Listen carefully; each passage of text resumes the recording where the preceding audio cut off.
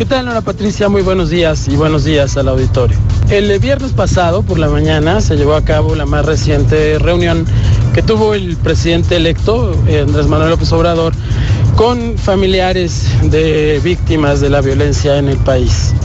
El comentario más extendido en redes tuvo que ver con el rostro azorado del licenciado Andrés Manuel López Obrador frente a los testimonios de las madres, los padres de quienes han sido víctimas de desaparición en nuestro país.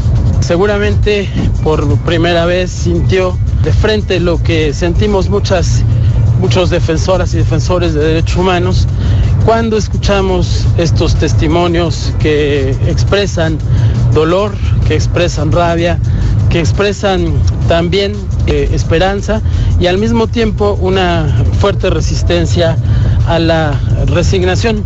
Pero más allá de la nota emocional del encuentro, me parece que ha sido también un disparador nuevamente de la discusión sobre lo que en su momento fue la oferta de campaña de entonces candidato Andrés Manuel López Obrador, en torno primero a lo que él planteó como amnistía y que después se fue posicionando en el contexto de la llamada justicia transicional. Y digo que es importante rescatar esa discusión porque a pesar de que ha habido una serie de foros, tanto académicos como los propios foros a los que ha convocado su equipo de transición, en los que se ha discutido esta temática, me parece que no está claro todavía ni los contenidos que debería de tener un modelo de justicia transicional para nuestro país, ni tampoco las líneas, digamos, de política criminal que eventualmente podría seguir el nuevo gobierno para enfrentar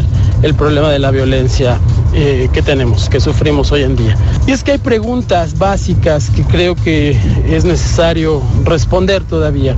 Me parece que es importante que hagamos una discusión de fondo sobre la naturaleza del conflicto que vivimos en México, porque si bien es cierto que las circunstancias donde se ha aprobado la justicia transicional son distintas entre sí, tienen un común denominador que no se presenta en nuestro país y es, digamos, el origen político del conflicto, la naturaleza política del conflicto.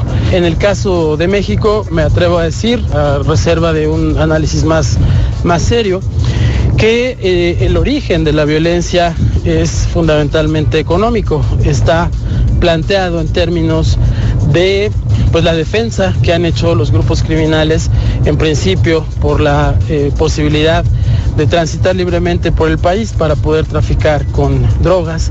Pero bueno, ahora la prohibición y el contexto de guerra que se ha planteado, además de el número tan importante de muertos, de personas desaparecidas y desplazadas, ha generado otros mercados ilícitos que fueron en principio parasitarios del mercado de drogas y que ahora empiezan a tener vida propia y de manera muy clara.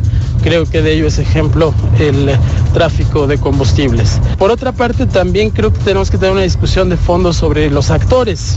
¿Quiénes son los actores que están detrás del conflicto? Porque ciertamente los perpetradores directos, quienes desaparecen, quienes matan, quienes agreden a la sociedad, responden a liderazgos que no son claros, a liderazgos que en principio son fungibles. Esto quiere decir que no obstante que caigan, que sean encarcelados o que sean incluso abatidos, son sustituidos por nuevos liderazgos igualmente fungibles que a su vez también responden a otros autores que son difícilmente reconocibles. Habría que preguntarse entonces aquí con quién se tendría que negociar y si la negociación que se realizara con esos personajes identificados efectivamente tendría un efecto en la estructura en donde se origina la violencia.